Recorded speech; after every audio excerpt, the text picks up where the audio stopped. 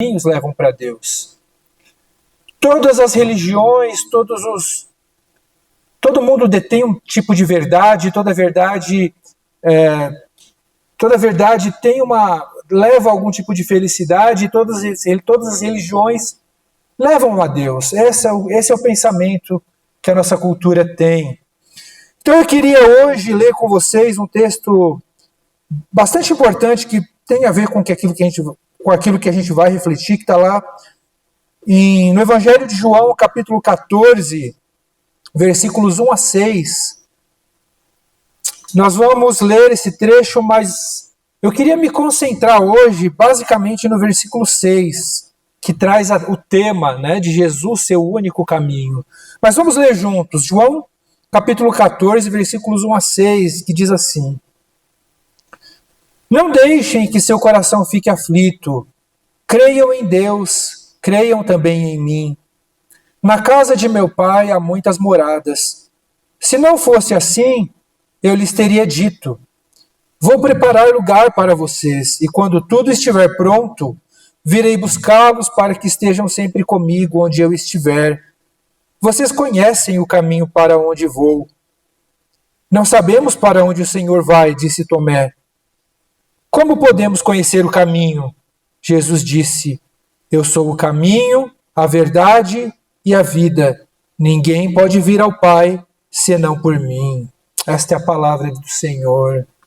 Meus irmãos, como eu disse, a gente vive em uma cultura, e quando eu falo que a gente vive em uma cultura, eu estou me referindo tanto aos Estados Unidos como também no Brasil. Nós vivemos em uma cultura onde a verdade absoluta tem sido cada vez mais relativizada. Hoje em dia, por causa da influência do secularismo, de pensamentos e ideologias seculares, as pessoas acreditam que elas detêm a sua própria verdade. Cada um constrói a sua própria verdade. Não existe uma verdade absoluta. Então existe uma hostilidade à ideia de que existe uma única verdade. Existe sim uma certa hostilidade. E essa hostilidade, ela é perpetrada principalmente no campo da ética e no campo da religião. Quando a gente fala de moralidade, quando a gente fala de espiritualidade, de religião, é aí onde as discussões mais fervorosas acontecem. Você já parou para conversar com alguém sobre religião? Já parou para conversar com alguém sobre aborto? Ou sobre sobre porte de arma, ou sobre outras questões que envolvem moralidade, sobre questões éticas, sobre eutanásia, sobre suicídio, enfim. Todas essas questões éticas, questões éticas e questões religiosas, quando você vai discutir com alguém que vive numa cultura secular, você muitas vezes enfrenta muita dificuldade, porque as pessoas acreditam que cada um constrói a sua própria verdade. Então, se a gente adota certos posicionamentos morais, ou se a gente acredita na exclusividade de uma determinada religião, por exemplo, a verdade é que nós somos taxados de intolerantes, nós somos taxados de opressores, obscurantistas, pessoas que não olham para frente, que não pensam no melhor de uma cultura. Não existe hoje, infelizmente, um espaço para debater ideias, porque, como eu disse, existe um pensamento ideológico onde as pessoas acreditam que elas são detentoras de uma única verdade e elas não podem... elas constroem a sua verdade, elas não podem abrir mão disso e elas não estão abertas à possibilidade de que existe uma única verdade absoluta. Então, essa é a dificuldade que nós enfrentamos hoje como cristãos, como igreja. Nós vivemos em um ambiente cultural que fomenta o relativismo. O que é verdade para você pode não ser para mim. Então, cada pessoa hoje se sente no direito de ser feliz da maneira como quiser. Eu sou o capitão da minha alma. Eu sou o senhor do meu próprio destino. A verdade, ela deixou de ser objetiva, deixou de ser verificável, e ela se tornou algo subjetivo. Um gosto pessoal. Ela está sujeita aos meus gostos, às minhas preferências. Se eu sinto que aquilo é verdade, então é verdade. Esse é o espírito da nossa cultura. E quando nós falamos de espiritualidade, ou quando nós falamos de religião, a lógica é a mesma. Não existe uma religião verdadeira, uma única religião verdadeira, uma única religião que seja correta.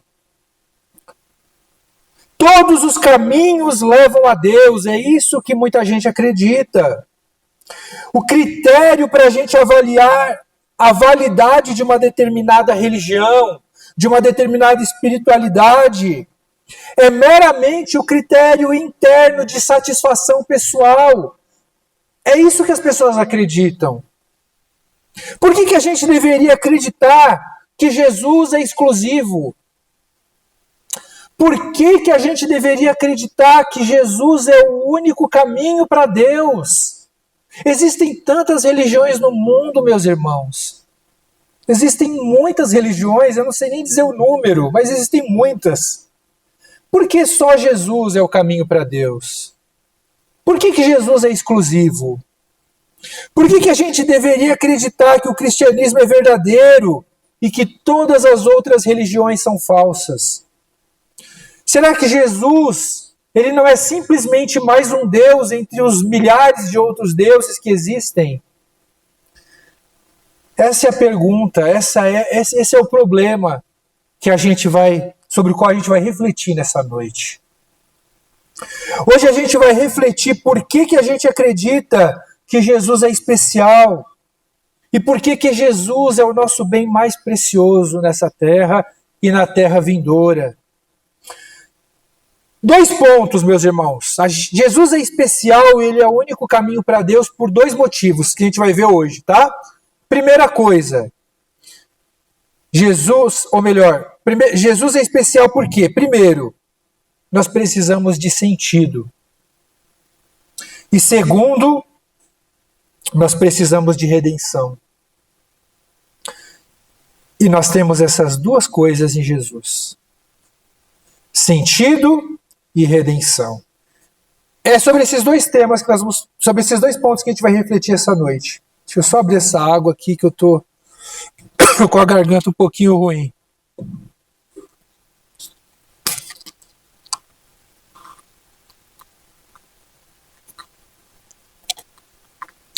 Então, meus irmãos, primeiro ponto, nós precisamos de sentido. Todo ser humano busca sentido e propósito na vida. Tem uma música da banda U2 chamada I Still Haven't Found What I Am Looking For. Que, se a gente for traduzir em português, seria basicamente: eu ainda não encontrei aquilo que eu estou buscando. E a letra, ela diz assim: eu escalei as mais altas montanhas, eu corri através dos campos apenas para estar com você. Eu corri, eu rastejei, eu escalei estes muros da cidade apenas para estar com você. Mas eu ainda não encontrei o que eu estou procurando. Eu falei na língua dos anjos, eu segurei na mão do demônio, mas eu ainda não encontrei o que eu estou procurando. Essa letra retrata muito bem o anseio e a angústia que o homem tem por algo que ele deseja, mas que ele não sabe exatamente o que é. O homem, meus irmãos, é um ser miserável, que sabe que deseja, mas não sabe o que deseja. Nós temos fome, mas a gente não sabe de quê. Existe algo na nossa natureza que nos impele a buscar algo que nos faça felizes. A nossa cultura, elevou os sentimentos a um patamar que não deveria. Elevou os sentimentos de uma maneira tão grande que se tornou um critério absoluto na busca da felicidade. Você sente que precisa se casar para ser feliz? Case-se. Você sente que precisa de um carro esportivo ou conversível para ser feliz? Compra. Você sente que precisa de um diploma universitário e de uma carreira bem-sucedida para ser feliz? Então vá em frente, busque isso. A gama de anseios humanos é infinita. E não existe nada de errado com essas coisas que eu falei. Não existe nada de errado com isso. Mas existe algo de errado se a gente considerar que essas coisas são um fim em si mesmo. Se a gente considerar que a nossa felicidade última estão nessas coisas. O problema fundamental é que o bem que nós ansiamos gera apenas uma satisfação momentânea. Aquele carro, aquela casa, aquele diploma, aquela carreira, aquele relacionamento amoroso que você conquistou vai trazer alegria. Vai! Mas essa alegria é passageira. Basta que se passe aí algumas semanas ou alguns meses e aquilo que você tanto ansiou e conquistou já não tem mais o mesmo brilho. Basta apenas alguns meses, ou às vezes algumas semanas, às vezes até dias. E aí a gente passa a desejar outras coisas para satisfazer um desejo que é insaciável.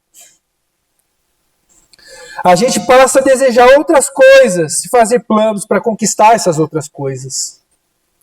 Jim Carrey, que é um ator aqui de Hollywood, uma vez ele abriu um discurso de uma universidade, uma turma que estava se formando, acho que ele foi o paraninfo, e ele estava abrindo o discurso para essa turma e ele diz assim, nesse discurso: Eu sempre disse que gostaria que as pessoas pudessem realizar todos os seus sonhos de riqueza e fama, para que elas pudessem ver que esse não é o lugar onde elas vão encontrar o sentido da vida. Olha que interessante.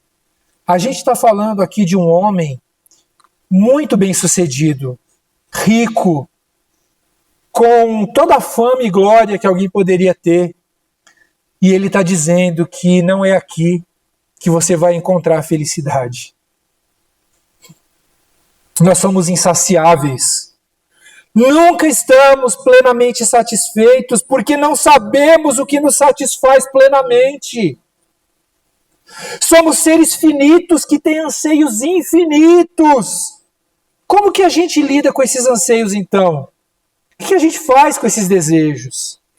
A gente pode dizer com certeza que a fome e a sede que a gente tem é de Deus. A gente tem um vazio infinito do tamanho de Deus dentro da nossa alma, um vazio que não pode ser saciado por nada neste mundo, a não ser Deus. Somente Deus pode preencher esse vazio. O nosso Criador não nos fez para vivermos de uma maneira autônoma, independente. Ele nos fez para que a gente possa desfrutar de um relacionamento amoroso com Ele, para que a gente possa alcançar sentido e felicidade. A gente não vai alcançar sentido nessa vida, propósito, se a gente viver numa vida separada de Deus, porque nada neste mundo pode nos satisfazer. Por mais que a gente não tenha consciência disso, nós somos seres litúrgicos. Nossos anseios, nós temos anseios e esses anseios devem ser redirecionados para Deus. É como se nosso coração fosse uma bússola. Sabe?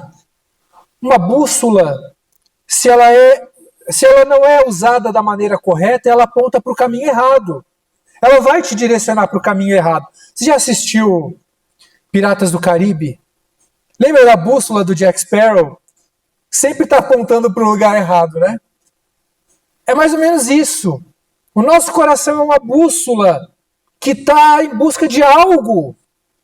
E ela precisa ser direcionada, recalibrada, apontando para o lugar certo.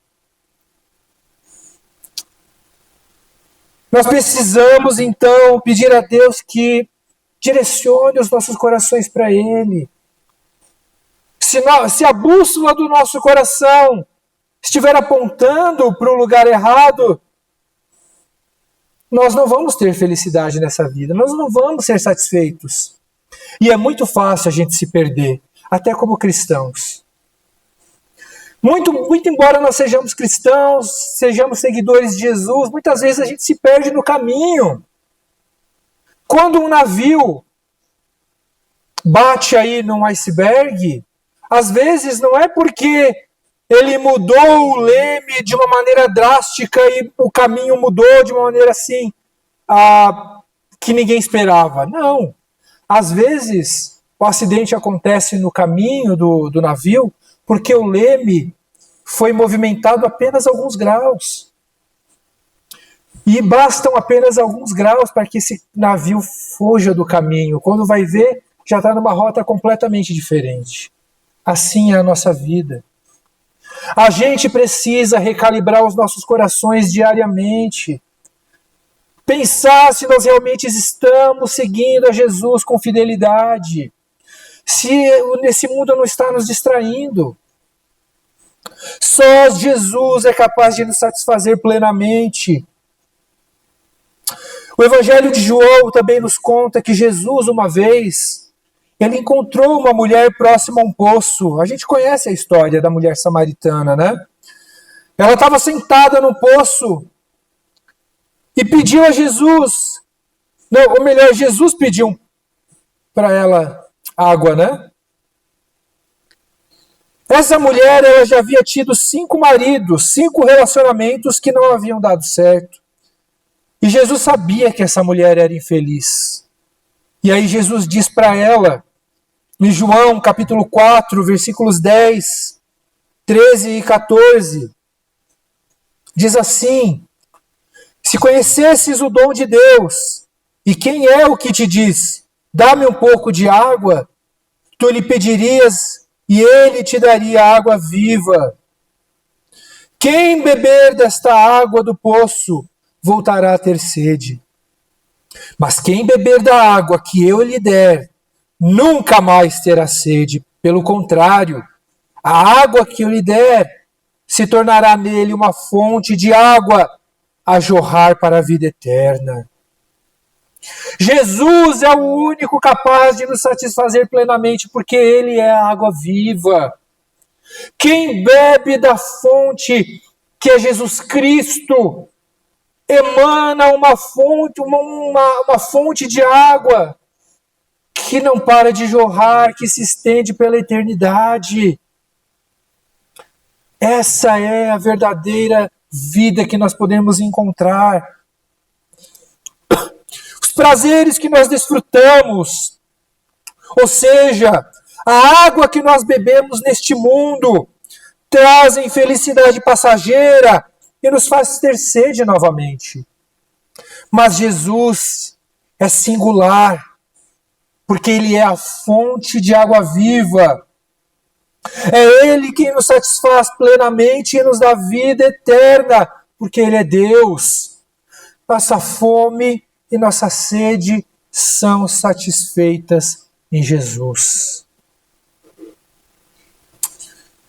Segunda coisa, meus irmãos, nós também precisamos de redenção.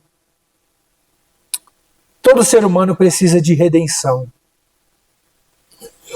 A maior evidência dessa fome insaciável que existe no homem, dessa busca por um sentido, ela é revelada pela busca espiritual que existe hoje. E essa busca espiritual que existe hoje, ela é muito confusa. É uma mistura de várias religiões e, ao mesmo tempo, combinada com excesso de autoestima. O homem de hoje, ele é um místico.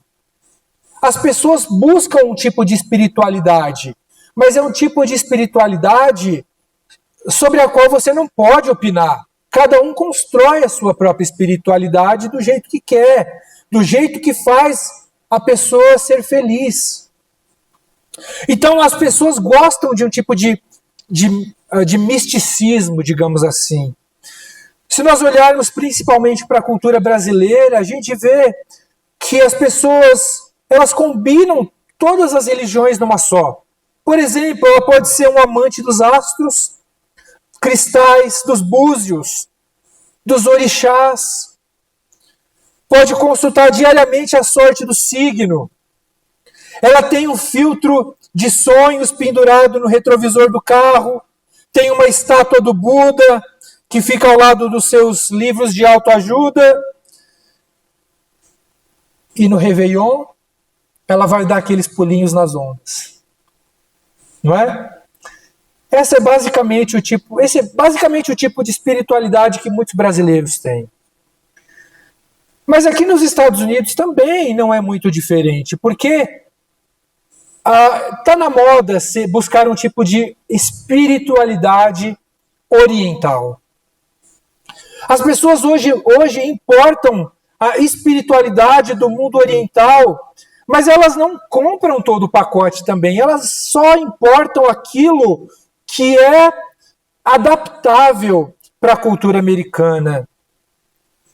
E tudo aquilo que não for prejudicial, que elas consideram que vão tolher a liberdade delas, elas acabam incorporando no seu estilo de vida, na sua espiritualidade.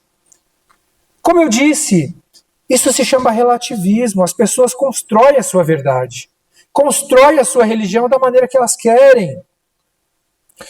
O mundo de hoje não está preocupado com a verdade a respeito de cada uma dessas atividades espirituais, a respeito de cada uma dessas religiões.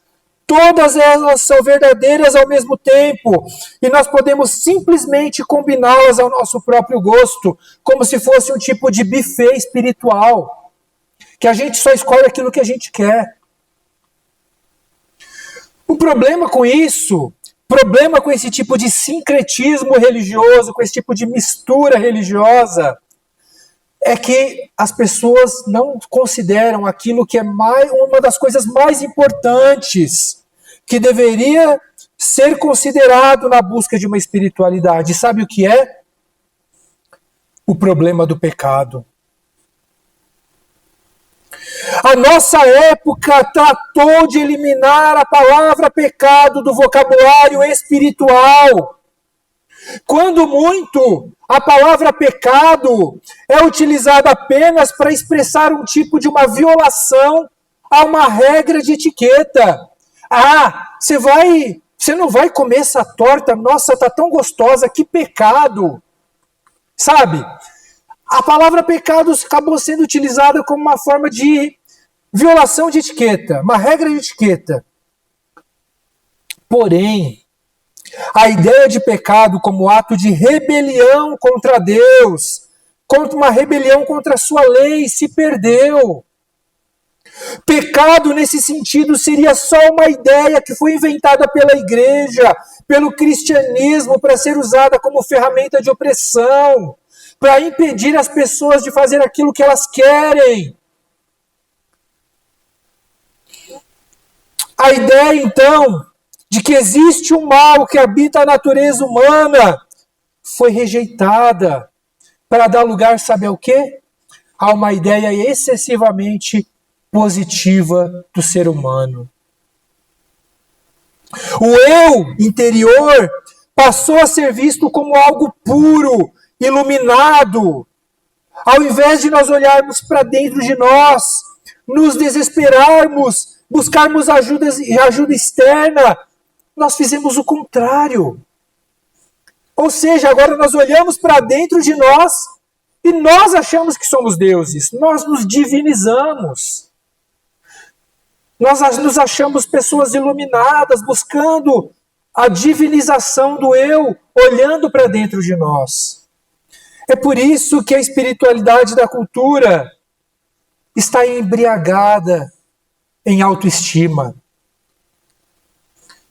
Eles acreditam que o homem é bom e que o pecado é uma ilusão. E se o pecado é uma ilusão, por que a gente precisa de um Salvador? Se o pecado não existe, por que a gente precisa ser salvo? Em outras palavras, por que a gente precisa de Cristo? Aqui tem uma verdade, meus irmãos. Quanto mais elevada for a nossa visão sobre o homem, menos elevada será a nossa visão sobre Cristo. Porém, uma religião que nega a realidade do pecado é uma religião meramente terapêutica. Serve apenas para o culto do eu, que vive embriagado em amor próprio, que foge da responsabilidade moral. As pessoas não gostam da ideia de pecado na espiritualidade delas, sabe por quê? Porque elas não gostam de ser julgadas. Elas não querem ninguém apontando o dedo, dizendo para elas, olha, o que você está fazendo aí é errado.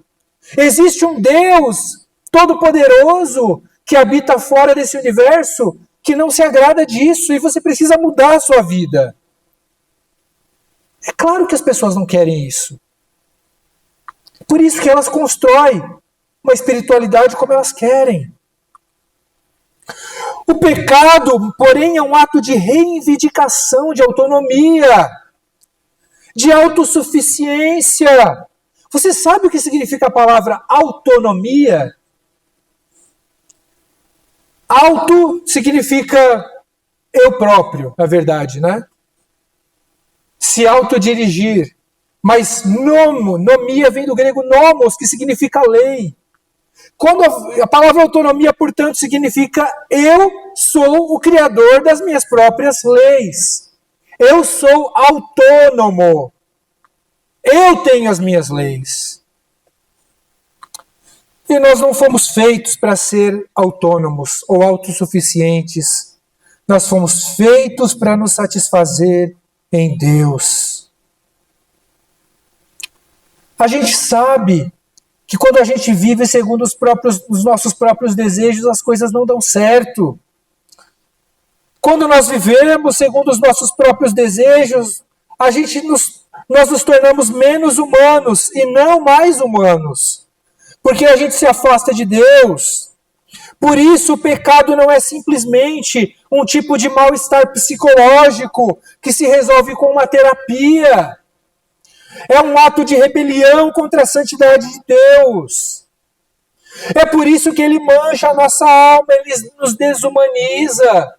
A gente vê isso nos Salmos, quando Davi esconde o pecado e quando ele reluta em confessar os seus pecados, ele diz que os ossos dele começaram a adoecer. Tamanha era a angústia. É isso que o pecado faz com a gente. Ele definha a nossa alma. Basta a gente olhar para a humanidade, para o nosso planeta, e a gente vê facilmente que existe algo de muito errado, que as coisas não deveriam ser assim. Nós somos gananciosos, nós somos orgulhosos, somos egoístas, preguiçosos, libertinos, mentirosos, somos assassinos. O que há de errado com o mundo? É o pecado. E nós temos uma inclinação muito forte para praticar, meus irmãos, se a gente não cuidar do nosso coração. Se temos então esse problema moral, como poderíamos dizer que não precisamos de redenção? E mais, como nós, nessa condição, podemos nos relacionar com um Deus que é completamente santo e puro? Precisamos ser resgatados da nossa miséria, do nosso pecado, para que a gente possa ser reconciliados com Deus. E aqui, mais uma vez, Jesus é a resposta para o problema. Como a gente não consegue alcançar o padrão de Deus, que é santo e que é puro, que não tem nenhum mal, que não tem nenhuma imperfeição. Como a gente não consegue chegar a Deus por causa dos nossos pecados, por causa da nossa maldade, Deus então desceu até nós. Cristo, o Deus encarnado, veio até nós para nos oferecer salvação. Deus enviou seu Filho, Jesus Cristo, perfeito, sem pecados, para morrer em nosso lugar, para satisfazer a justiça de Deus. Por meio do sacrifício de Jesus, hoje é possível obter perdão pelos nossos pecados e sermos reconciliados com Deus. O Evangelho de João 3,16, um versículo muito famoso, diz assim: porque Deus amou tanto o mundo, que deu o seu Filho unigênito, para que todo aquele que nele crê não pereça, mas tenha vida eterna. O apóstolo Paulo, na sua carta aos Romanos, escreve assim, Romanos 3, versículos 23 a 25. Todos pecaram e estão destituídos da glória de Deus, sendo justificados gratuitamente pela sua graça, por meio da redenção que há em Cristo Jesus, a quem Deus ofereceu como sacrifício propiciatório, por meio da fé, pelo seu sangue, para demonstração da sua justiça. Jesus Cristo é a resposta para o nosso fracasso moral. Somente Jesus é capaz de nos oferecer redenção e de nos trazer paz com Deus. Somente Deus é capaz de nos resgatar dos nossos pecados. Por isso, Deus se fez carne para nos alcançar no nosso fracasso moral. Jesus, então, meus irmãos, satisfaz a nossa sede pelo eterno e nos redime. Mas o que a gente pode dizer dos outros sistemas religiosos? O que a gente pode dizer das outras religiões? Porque existem tantas no mundo. Qual o problema de a gente dizer que todos os caminhos levam a Deus e que Jesus é apenas mais um caminho? Qual que é o problema de dizer algo assim? Em primeiro lugar, a visão de que todos os caminhos levam a Deus pode soar, no primeiro momento, muito tolerante, pode soar muito respeitosa no primeiro momento, mas é uma visão muito prepotente. Por quê? Porque ao tentar relativizar a verdade, ela também acaba recorrendo a uma verdade absoluta. Ela afirma que todos os que acreditam que todos os caminhos levam a Deus estão certos, e aqueles que acreditam que só uma religião é correta estão errados.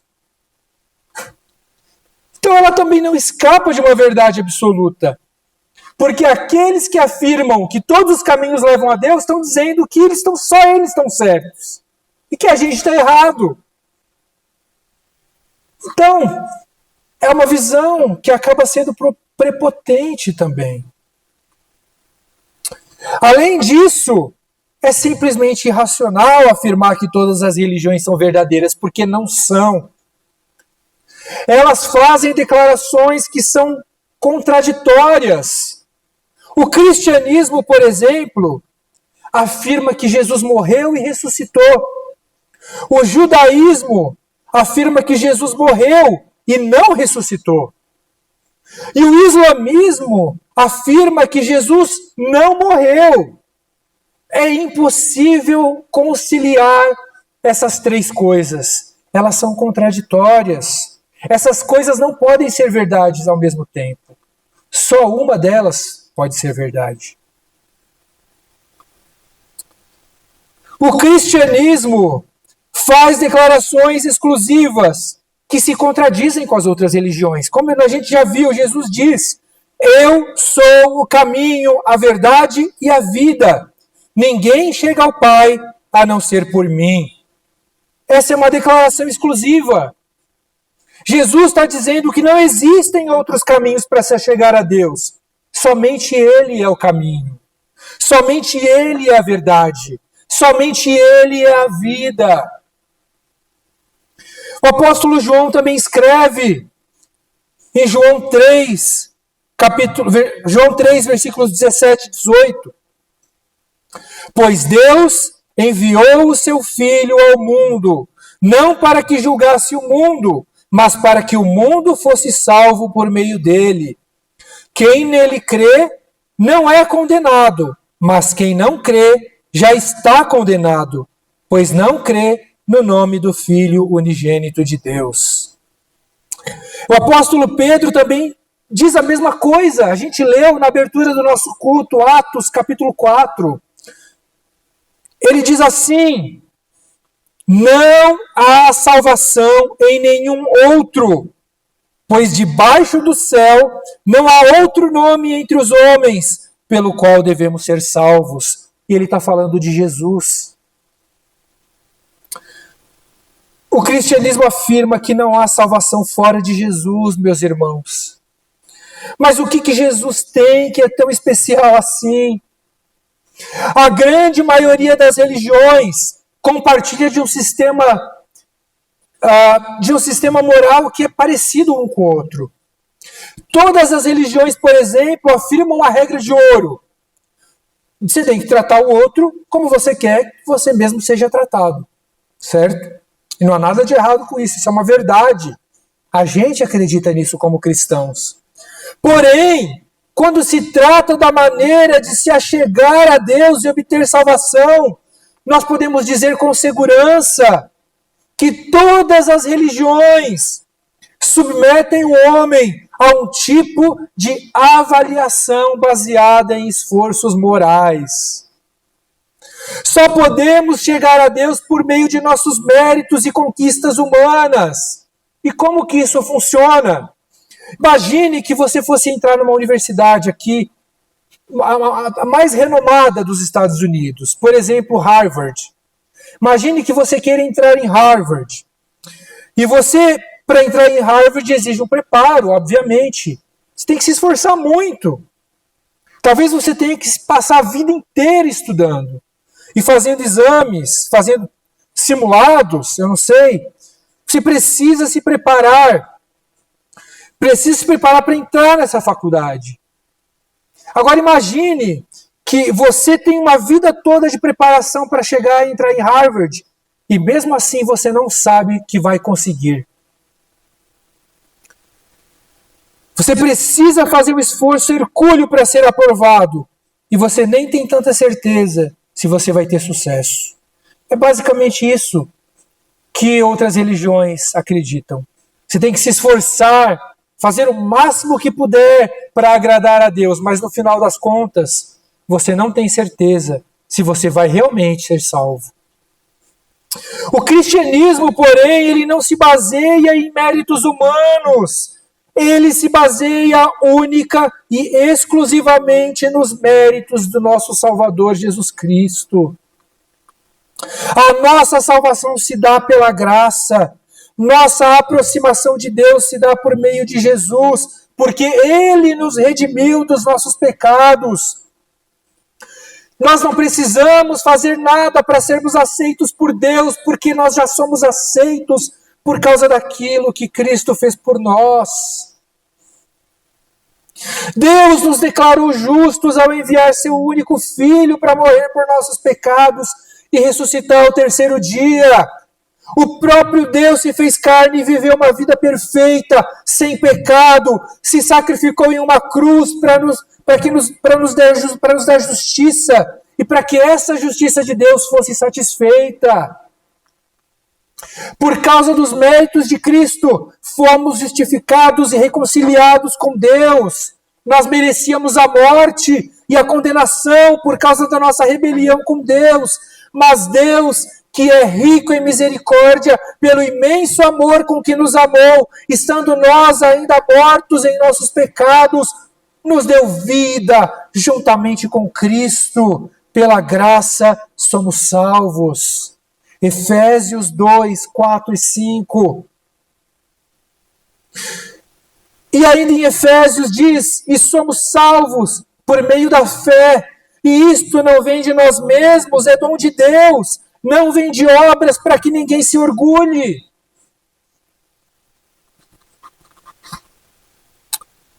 Deus se fez homem para que os homens pudessem se tornar filhos de Deus. Essa é uma frase do C.S. Lewis. Deus se fez homem para que os homens pudessem se tornar filhos de Deus. Nenhuma religião afirma algo parecido, meus irmãos. No Islã, afirmar que Deus pode se tornar homem é a maior blasfêmia que você pode cometer. No entanto, o cristianismo afirma justamente isso, que Deus se fez carne, que Deus se tornou homem. A gente não tem, então, um Deus impessoal, que não se preocupa conosco, que é alheio aos nossos sofrimentos. Não. Nós temos um Deus que nos conhece profundamente, mais do que a nós mesmos, e nos ama tanto que nos deu o seu próprio Filho Jesus em sacrifício para nos salvar. É só por intermédio de Jesus que temos acesso a Deus. Que amor grandioso nós temos, meus irmãos. Ele nos amou primeiro. Como nós podemos negligenciar tamanha salvação? Jesus é singular entre outros deuses. Os demais deuses exigem de nós esforços, sacrifícios de uma vida inteira dedicada à prática de comportamentos, a fim de obter algum tipo de redenção lá no final da vida. Não há nada. Jesus, porém, já pagou esse preço por nós. Não há nada que a gente possa fazer para pagar o que ele fez. A única coisa que nós podemos fazer é amar de volta. É só isso. Meus irmãos, a nossa vida aqui nessa terra, ela passa como uma fumaça. Ela desaparece logo, logo. Dura pouco tempo. Isso levanta algumas perguntas. Será que eu tenho vivido uma vida cheia de sentido, cheia de significado? Será que eu tenho vivido uma vida livre da culpa do pecado? Será que Cristo é verdadeiramente Senhor da minha vida? Esse é o momento de a gente parar e refletir.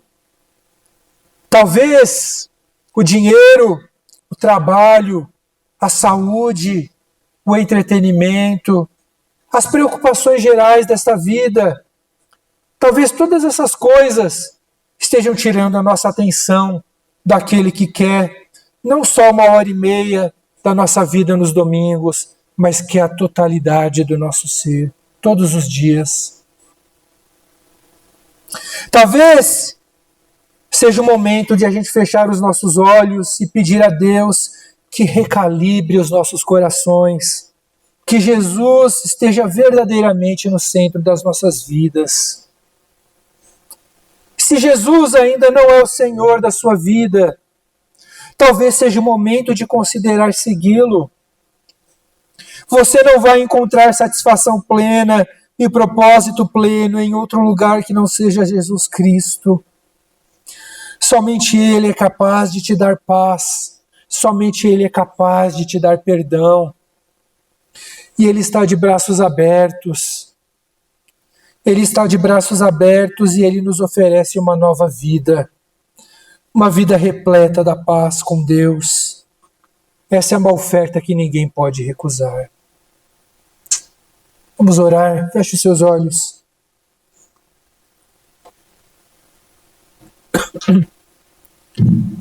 Pense em tudo que foi falado, aquilo que a gente refletiu nesta noite por um momento.